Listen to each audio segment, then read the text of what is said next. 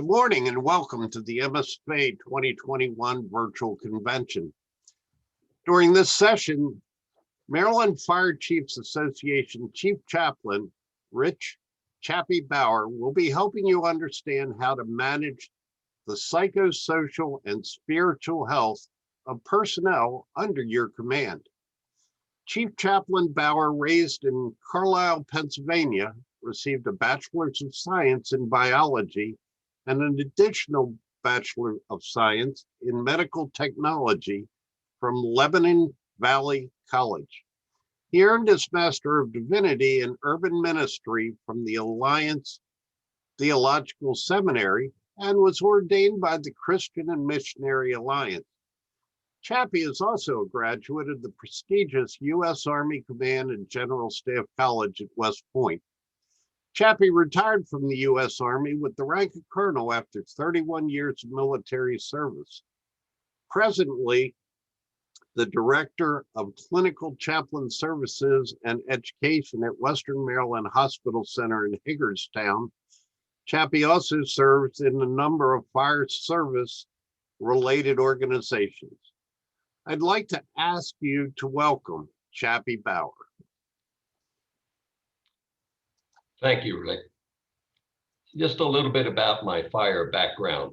Yes, I was in the military for 31 years, but I was in reserve components, and I was a pastor of a smaller church, but the fire chaplain for Engine Company 22 in Valley Cottage, New York. From there, I told them I was not just going to be a knife and fork chaplain. I wanted to be a really fire chaplain. So I went and became a certified interior firefighter with New York State, and then continued on with the fire chaplaincy. I'm serving as Region 2 on the MEMAS CISM crisis team. And I'm also the county chaplain for Washington County. Some of the certifications I have in the psychosocial area, I'm the board certified in clinical chaplaincy with the College of Pastoral Supervision and Psychotherapy, board certified as well by the National Association of Christian Chaplains, another certification, the Association of Certified Chaplains, and two others.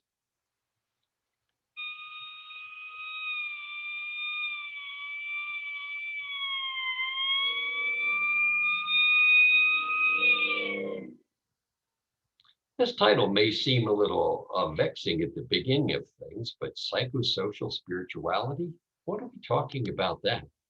Well, that's what we're going to be learning about today, and realizing that it's very much a part of leadership and supervision of people in the fire and EMS service. The fire chief is the operation command.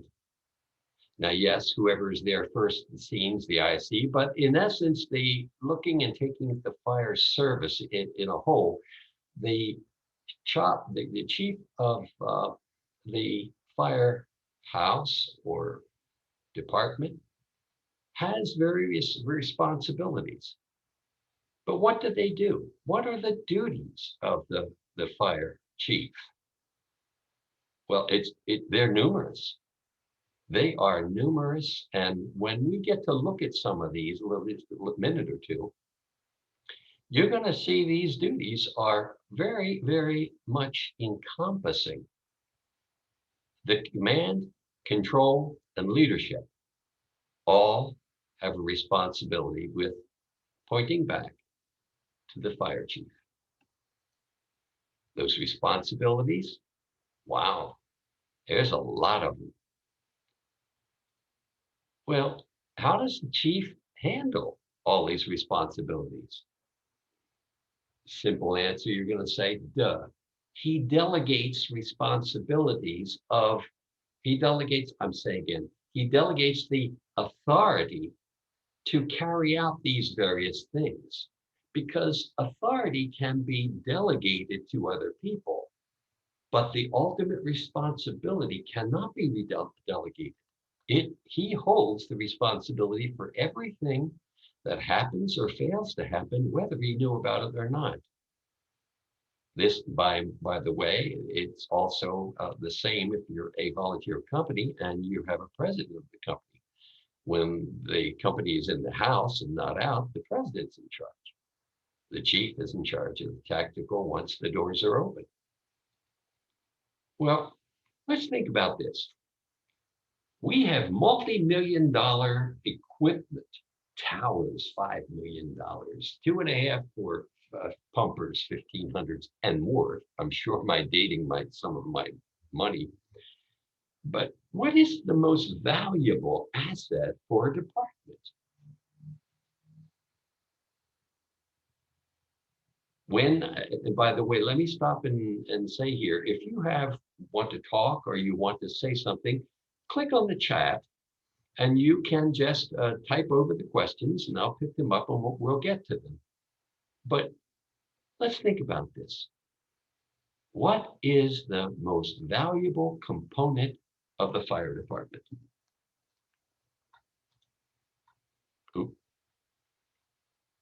Well, the Fire Rescue Service, Fire Rescue 1, has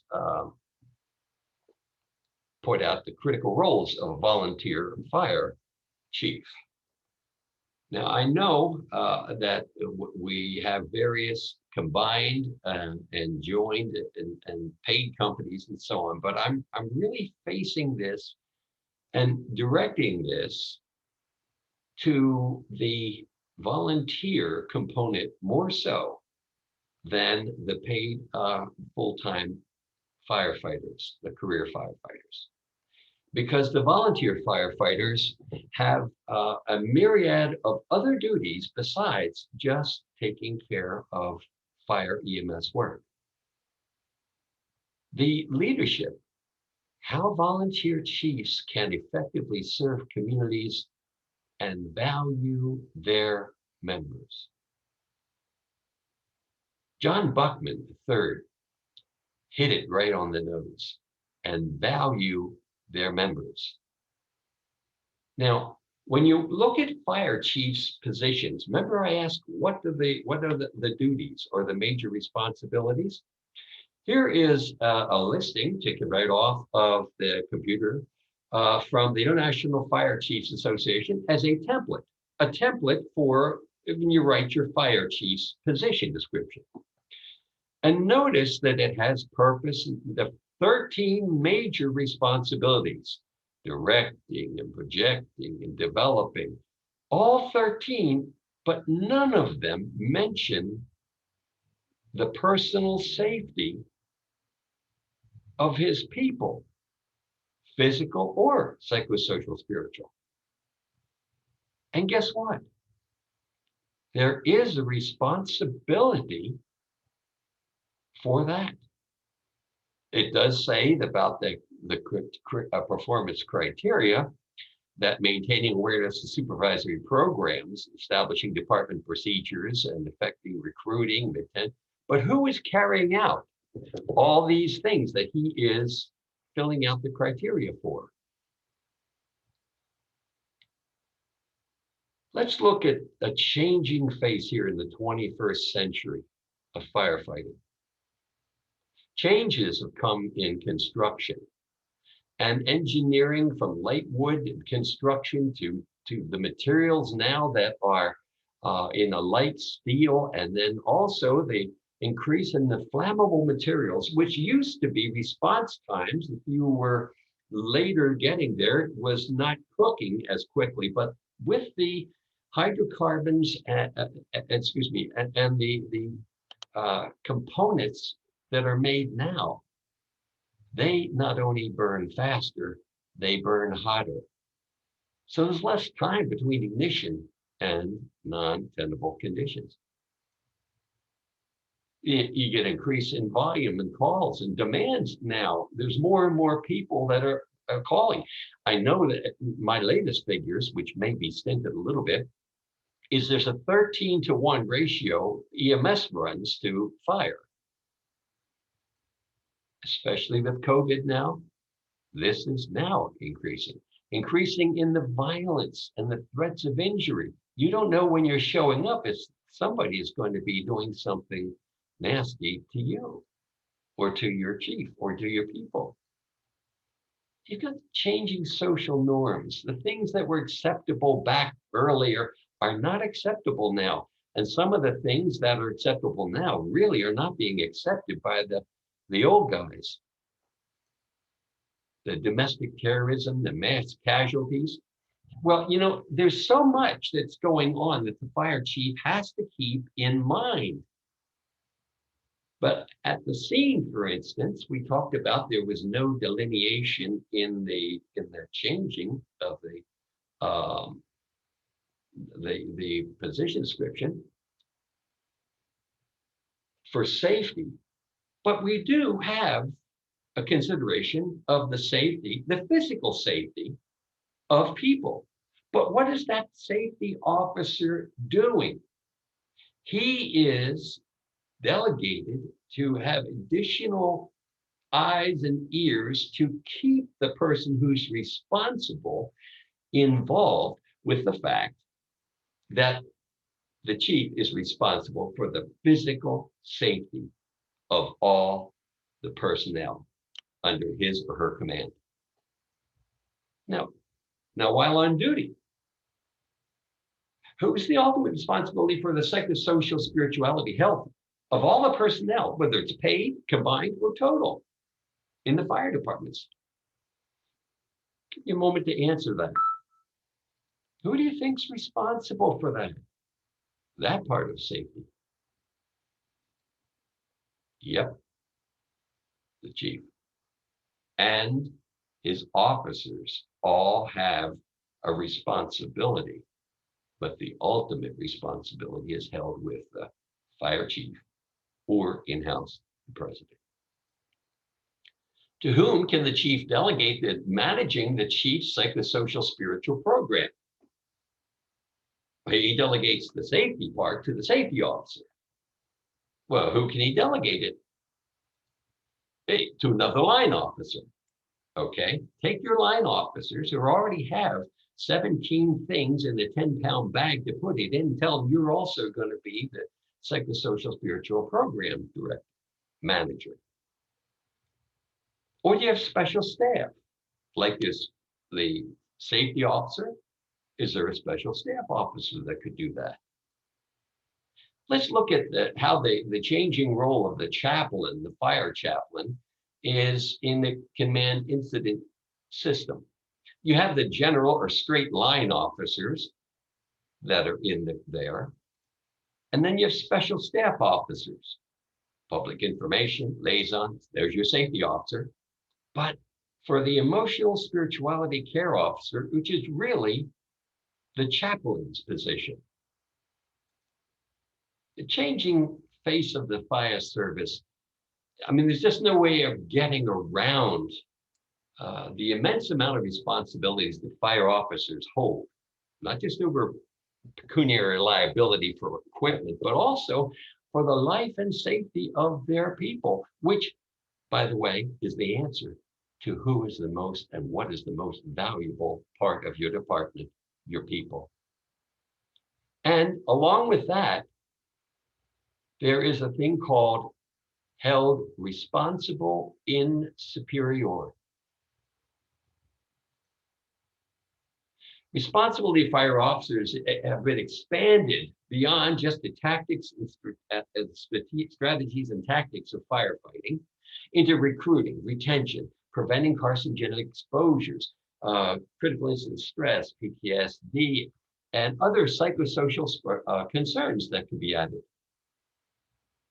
Well, so also has the role of the fire EMS chaplain changed over these times as well. For the ugly truth about firefighting is the public, they really will never have the guilt of constant mental playback, wondering if only we were there a little bit faster or have done a little bit better or with more poise or a little more heroic. They'll never feel the profound sadness that we do as a result of seeing too much. For an EMS worker is to the civilian world what a combat medic is on the battlefield. And the firefighter is to the civilian world what the infantryman is to the military. Other people will never understand what it is about us, for they will never breathe the smell of death that lingers, or the smell of burnt flesh that never goes away. They'll never wonder how they will ever make it home or get on with things after they've witnessed. That was Michael Mars wrote that. For the role of the fire chaplain has changed significantly. The old time and understanding is, oh, it's the pastor down the street, the priest who will come, and they'll come and they'll ring bells and blow smoke and send, you can have other people. Hey, Johnson, you're the chaplain today or this year. What does that mean? Well, here, take the get well cards and be sure you send them out and make sure you send flowers. Or by the way, maybe we'll get the pastor down the street to come in and do the grace over the annual banquet. We'll mark him down as the chaplain. That was the old way of thinking, the old way of doing things. But the new reality is that the chaplain is to recommend, implement, and manage the fire chief's psychosocial spirituality program. Notice I said manage, not own, because whose program is it? The fire chief's. Now, you got some questions you might come up here about the difference between spirituality and religiosity. Don't get faked out by that word spiritual and think that it means flat out Christian. We're going to be talking about and doing Bible talks and all that. Because spirituality is related to and consists of the things that happen to a person's spirit, because the total human person is body, mind, and spirit. We take care of the body with a safety officer, the mind and spirit. Who takes care of that for you in the fire EMS world? For spirituality deals with the things like who or what gives you meaning in life. What's the purpose?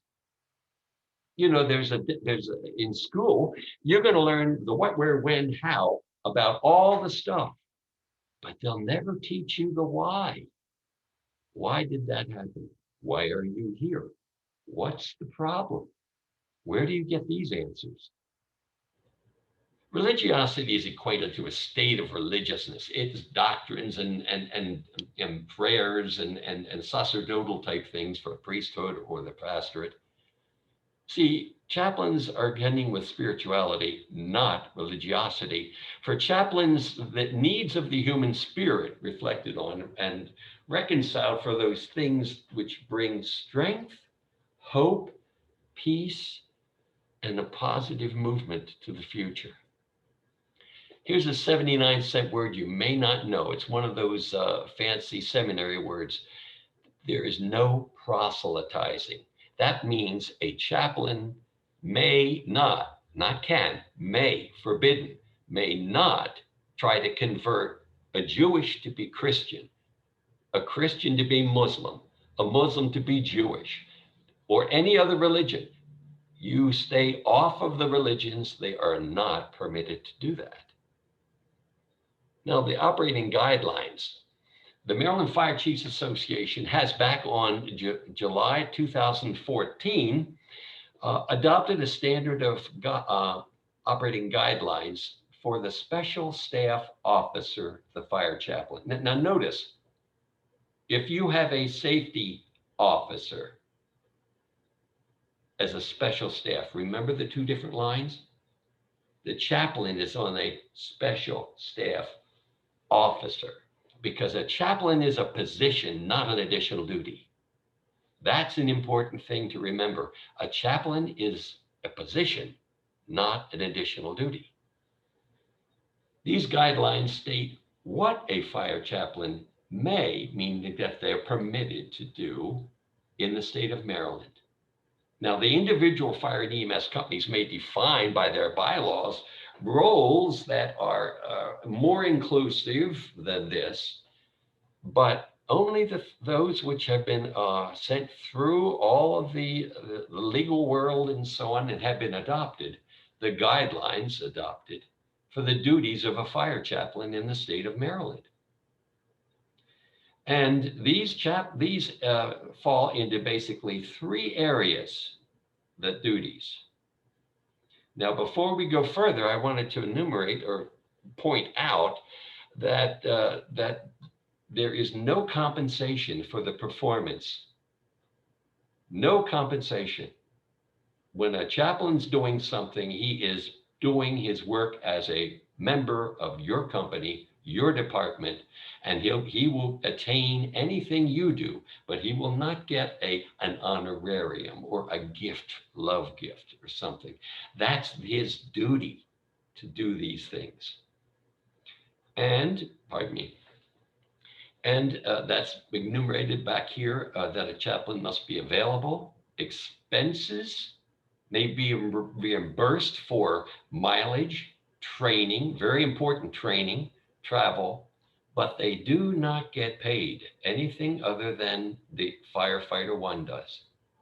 The documentation of this is to have adequate documentation so that we can make sure that we know for sure how and what that chaplain can do, because not all chaplains in the fire are going to be masters in divinity ordained in some religious order or sect. And as such, they have different levels. And the Maryland Fire Chiefs right now Standards Committee is working to develop 4 levels of chaplains. And one of those levels, which is the level 3, is going to require ordination. And what is the difference in ordination? Well, in the state of Maryland, if a person is ordained, then they have privileged information in the state of the law, meaning whatever the person comes to that chaplain and talks about, as long as they're not talking to somebody else about it, is privileged information between them. This is the same as a priestly confidence between the chaplain and their God. That's where the hitch comes in with peer support. Peer support is a wonderful way of trying to start and get people aware and watching people that they are not having trouble, but that primarily works only in the paid departments where you have 24 or 36 hours people living, and you can see. With the volunteers, they have a run, they have a quick wash, then they go home. They may not see somebody another for 3 or 4 days or whatever. They don't know what's going on. So yes, there's a place for peer support, absolutely, but it's not the solution to the psychosocial spirituality health. It's a solution, but not the. And in addition to that, the equality of services is the chaplain is a chaplain for everyone. Doesn't matter whether they have what their background is, red or yellow, black or white, whatever their religious persuasion, whatever their political beliefs are, whatever their culture is. That chaplain is a chaplain to everyone, or he's a chaplain, or he or she is a chaplain to nobody. Chaplaincy meets the psychosocial spirituality health of your personnel. And it's not a matter that they come in and demand. All of the chaplains we're training, and I train chaplains, I'm board certified to do that. We say, listen, my friend, don't go strutting your stuff. You're going to have to earn the respect. You're going to have to earn the way in. And the only way you're going to be there is to be there. Be there. When I tell them be there, they say beware, beware. No, I say be there. Wherever the action is going on or whatever, be there. Don't just show up on the meeting nights, but go down to the firehouse now and then. Have a meal with them once in a while. Maybe if it's you're working with your training on a Thursday night and everybody else is doing SCBA checkout and so on. No, who's watching John all alone over here? And you see he's depressed and following. The officer's taking care of the training, but who's watching for this psychosocial spirituality health potential problem? The primary functions, yes, of the members, the first function we have is as a staff officer for members, is to have visitations. We will have visitations. And there we go. Visitation is also in the home where requested or when you feel close enough to do so or when asked. You are becoming, if you're a chaplain, you're becoming the liaison between the ill person or the person that may be in the hospital. Now, here is something we're developing in Washington County, which is very, very important to understand that a fire chaplain 1, 2, or 3 is going to be able to be dispatched to the hospital. And they, by the fact that they are the chaplain part of the fire department, become the liaison between the hospital and the incident commander and the chief. You have your own way of working it. And that is how that works as the duty of a hospital liaison. Just this other week, we had an explosion here in Washington County, and there was a flight down to the burn center.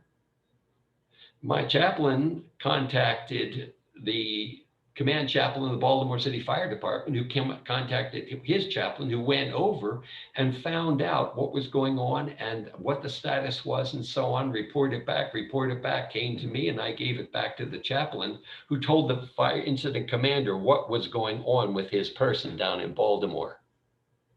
Because chaplains are going to be your liaison officers as well. We can assist as part of the member assistance in pointing out and bringing up personnel matters like the benefits, the way things are changing, and the way that you can get this or the LoSAP points or so on. These are all things that they become a conduit of information to individual families and events.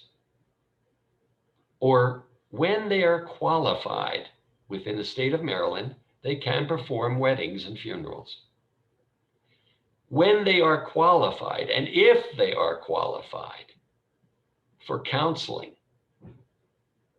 even then, the chaplain may not charge a fee or accept a gratuity for any form of counseling service that may not refer any member to any other counsel service in which the chaplain has a financial or beneficial affiliation. In other words, even though we're board certified clinical chaplains understood in the state, we can't charge for counseling because we're doing our job as a level 3 or level 2 fire chaplain. And who's following up and watching out for your retired firefighters? There's an awful lot of firefighter funerals that I go to that are not metabolically, he just died of natural causes. The second area of responsibility is in the area of recruitment and retention. First off, the chaplain is the morale officer. I didn't say moral officer, is the morale officer who periodically will seek around and keep the fire officers and the president informed on how are things going, or there's some tickies that people are grumbling down there. You might want to go down and check things out. A retention counselor. Holy mackerel. Chief and fire officers, you got plenty of time to sit down. And I'm sick and tired of hearing people say, well, we should have an exit interview and fill out and figure out why they left. That's like shutting the barn door after the horse is gone. You need somebody whose purpose is to be focused, as the safety officer is at a fire. The psychosocial spiritual chaplain is for the personnel, focused to find out and to help deal with. And maybe somebody's got a problem they just need to talk to. Or maybe, like up here, one time we had a fire that was so devastating. A 23-year veteran had said, I can't take this. I quit. We went down, spoke with him, helped him through this, helped him to get that proper understanding. He's now back fully running and fine. Has 23 years of experience. Who do you have on your staff, Chief, Captain, Lieutenant, President, who's going to take the time to be able to go and sit with that person? You also have fire department responsibilities at the incident. Now, the chaplain never goes over that first hose. He doesn't get into the red area. But he can stay in where the rehab is, where your rehab truck and your rehab facilities are there, because he can be another set of eyes to see those firefighters who are all jacked up with adrenaline, want to get back in there, whether or not, hey, Chief, I think Johnson better take another 15 minutes. He's working through some problems right now. We also help, unfortunately, the chaplains in filling out all the paperwork and so on in a line of duty injury or line of duty death. And by the way, a chaplain never announces the death to the family. That's a command responsibility. Line item command responsibility. Chief, battalion chief, captain, lieutenant. It's your responsibility for the health, safety, and welfare. And now the chaplain will go along with the person who's going to announce the death and stay with the person after they leave. But they never say, Mrs. Johnson, I'm sorry that your son, Joey, died tonight in a fire. They attend fire department events. Sometimes the chiefs can't make it, so they'll send another fire officer. Well, who are you going to send? Well, you have another one's opportunity to send in your stead, your special staff officer, the chaplain. You communicate with firefighters, your program directors, and we assist in training, in help teaching and resources. That's what they can do in the state of Maryland. That's what we have available for you in the state of Maryland to help. But keep in mind that approximately 30% of the urban firefighters have symptoms consistent with post-traumatic stress disorder is something that is really, it's a last stage, but we'll just go to that and say going on their way to post-traumatic. But after you have had so many runs and seen so many dead people and seen so many accidents and helped cut out things, it will get to you. Why? Because EMS personnel, you're the civilian equivalent of a combat medic. Firefighter, you're an equivalent to the infantry in the combat field. So the same PTS stress that they get, you get too. Chaplains also support and assist the chief in his program. I'm stressing it, it's his, not the chaplain's. With by retention diffusing, working with personnel during stressful family situations. Captain, do you have time to go over and check that out? Lieutenant? Deputy Chief? Or do we wait till it gets so big the guy says, I quit? Assisting in interpersonal house conflicts. Okay, guys, they used to say, what does a chaplain do in the Army when he's on the general staff? I would tell them I usually go to the meetings and remind people on the staff table to fight nice. And we would work to get things done. Helping new people to interface, helping them break in, assigned under the direction of a mentor, but letting them know if they have some problems or something, they can come to the chaplain and find out instead of taking their dissatisfaction with the walk out of the house. And ideally, we are there for the command. Who cares for you, Chief? Who do you go to when you need to talk to somebody? Who do you need to go to? Now, my dad was in the Merchant Marine in World War II, and he was an engineer down in the boiler rooms. And no matter how you turn the scoops into the wind, you couldn't get the temperature down that engine room and under 104. And every now and then he'd tell his men, why don't you go up on deck and just get the stink blowed off you? Well, guess what?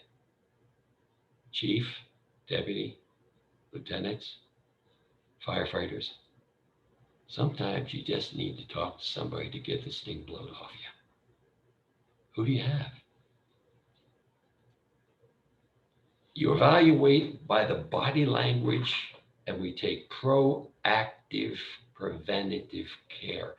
Though one of the major things that I'm stressing, and in the Maryland Fire Chiefs Association, is John Hoagland's goal. His goal of having a trained fire EMS chaplain in all 370 plus units in the state of Maryland, because he, like I and other people, are tired of doing firefighters' suicide funerals. Why don't we stop the suicide and get the person help? Now, you're not going to stop everybody. Some people just do, but there's a significant reduction because 80% of those people can be brought back. If you have somebody with a proactive mind, not a reactive resource, oh, call the chaplain, we need him for the funeral. Because chaplains provide psychological care, and the rapid psychological first aid is what is been given by Early and Flynn, is the compassionate and supportive presence designated the mitigation of acute stress and assess the need for continuing medical health. Some people just need to talk it out. Who are they going to talk to? Everybody that has a problem does not run to the psychologist or to the employee health. Sometimes you just need to talk it out. And that's where the rapid psychological first aid administered by the trained chaplain is. Here's the parallels that really make the difference. In the physical world of first aid, you have a basic life support. Then you'll have a advanced life support or paramedic. And then you'll be able to get into the medicine and surgery. That's for physical stuff. What about psychological things? Well, you have crisis intervention. Chaplains. Counseling. Move up to board certified or licensed counselors. The psychotropic drugs or psychotherapy and go into behavioral health for 72-hour stay. See, there's steps that can come. You don't just jump from nothing to 72-hour stay, because by then you have the fulmination has gone too far. So just as you want to catch a house fire by putting out that fire at the stove before you're working, blowing out smoke in windows in the attic, you want to take care of your people at the quickest and lowest level. Critical incident stress. There are many factors in these prevalences of critical incident stress. And the Federation of Fire Chaplains puts out this. It says that it's in work religion, it's in work relationships, it comes with personalities, it comes with firefighting duties. You might have seen the demonstration that they gave at the NCTS, where they had different colored, and they put water in and water in and water in, and all of a sudden it's red, and it goes from green, green to blue to yellow to red. Well, guess what? If you can de-stress and work with a person, it helps them get back focused on the job and good for their family as well. The spirituality care. Chaplain is to be a chaplain to everyone, even the atheist, because they don't realize that they believe in nothing is believing. Because we're not there to push our form of Christianity, Judaism, Hinduism, Buddhism. We're there to listen and hear and understand what their problem is. We're triaging them as they will go. You evaluate the emotion and the psychosocial status of each person. Is this person one that just needs to get the stink blowed off? Or do we need to go with them and help them get some real in-depth help that may take 3 or 4 sessions to go? Being alert for these symptoms: hypervigility, emotional instability. Be alert to the sign of suicidal ideations. The perfect storm is when somebody says, in essence, I'm not worthy, no good, there's no future, there's no hope. Whoa, time out. The chaplain is trained to pick up on that and say, listen, son, or firefighter, sit down, let's talk. Because we want to stop the thinking about suicides because of the pain that they have. We want to stop doing the funerals. We want to get them help. Why? Because personnel are your most important asset for your department. And if you're not taking care of them, not just physically, but psychosocial, spiritually, you're not fulfilling your full obligation. Interaction with personnel is vital. Sometimes they'll just talk to me, hey, Chappie. Yeah, what's up, John? Well, I don't know, I'm having problems with my son. Oh, tell me about it. We're having it so on and so on and so on and so on. And then, what do you think you should be doing? I don't know. And you help that person process, you see. We don't tell them what to do. But being able to be there and to be personal, believe me, as we're doing this by the virtual, is not personal. Why? Because quite frankly, I don't see, even if I had your pictures, in some of these I do, I don't see anything from the waist down. I don't see if you're tapping your foot or you're fiddling with your fingers or so on. The personal being there is so important, to be there. Now, everyone goes home. Item 13, psychological support. This is now by the National Fallen Firefighter Foundation, their psychological support, talking about the National Suicide Hotline, because guess what? Ooh, let's look at this. Health and safety standards like NFPA 1500 standard on firefighters' health and safety require that assisted programs be made available to ensure that such services are there when they're needed. And what services? For whom? To ensure that the care is available whenever needed and that the care delivered represents the best practices currently available is the object of Initiative 13. Firefighters and their families must have access to counseling, and psychological support. Chief, many of you chiefs have taken a lot of psychology and so on, but do you have the time to spend? Or is this something a special staff officer can be managing for you?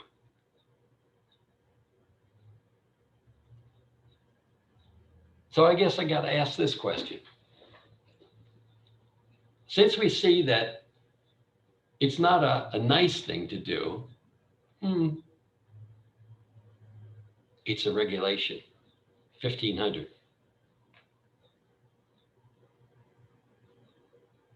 We got to do it.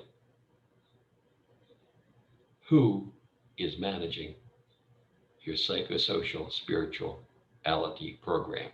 Now you have your fire safety officer managing the physical health program. What about the psychosocial spirituality? You can't ignore it. Is it you, Chief?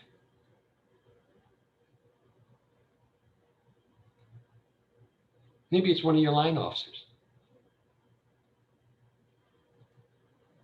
Oops, nobody? You're going to have to get going on this because it's a requirement.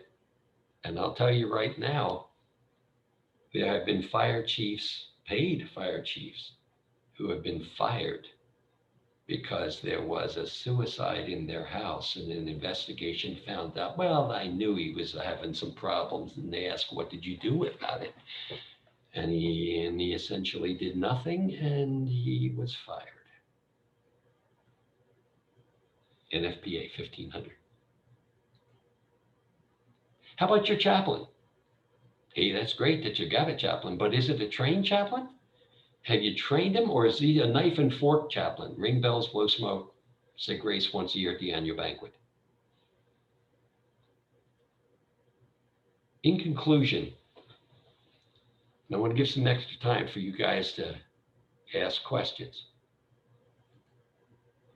While on duty, the fire EMS chiefs, by reason of being responsible in superior, you can delegate authority, you cannot delegate responsibility, Chief.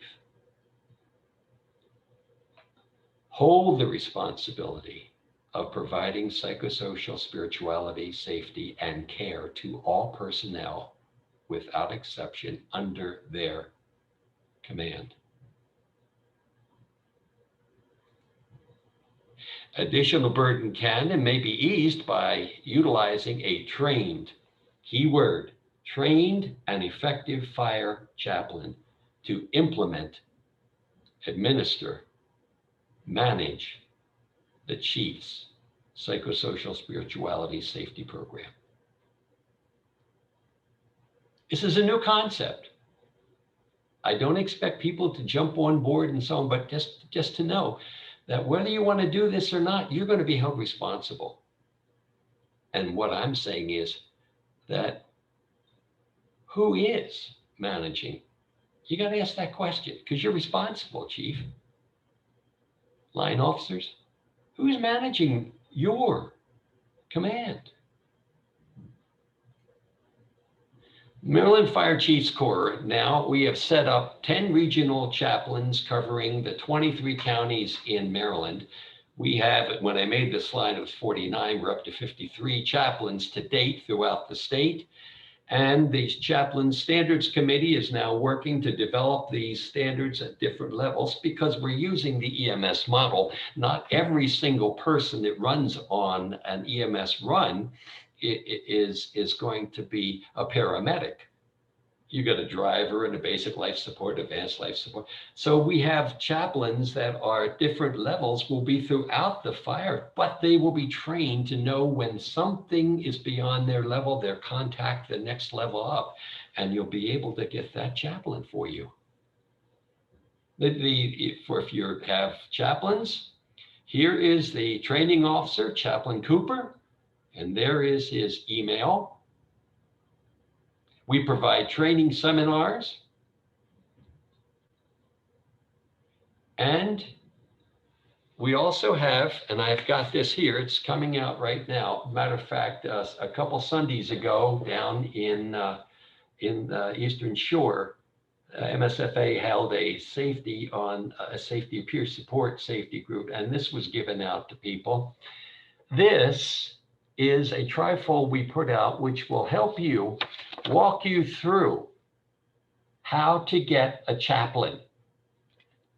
And basically it is go to mdchief.org and to get the web page, resources, drop down, what name and so on, what you want to do and how urgent is it, drop down, what county are you in, and it drops down, what unit are you in, drops down, and then it's punched and it's sent, and immediately it goes to 2 of the chaplains in the Maryland Fire Chiefs Corps.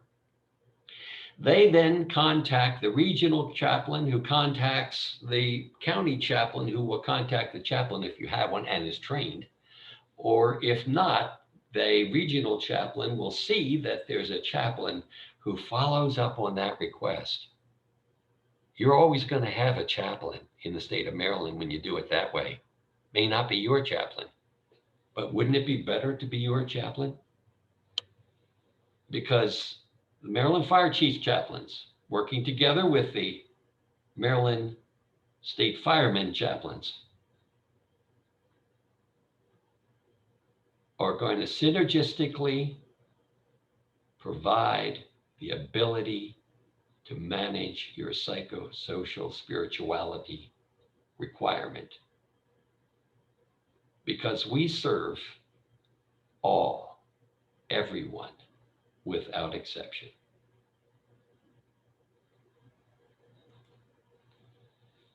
Opening up now, I see we've got about 15 minutes left, or a little less than 15 minutes left.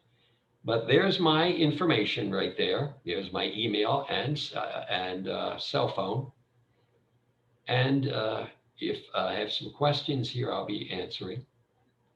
But if not, give me a call. Call me.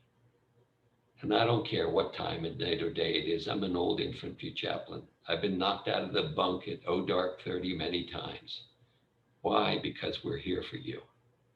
Chaplains are here for you.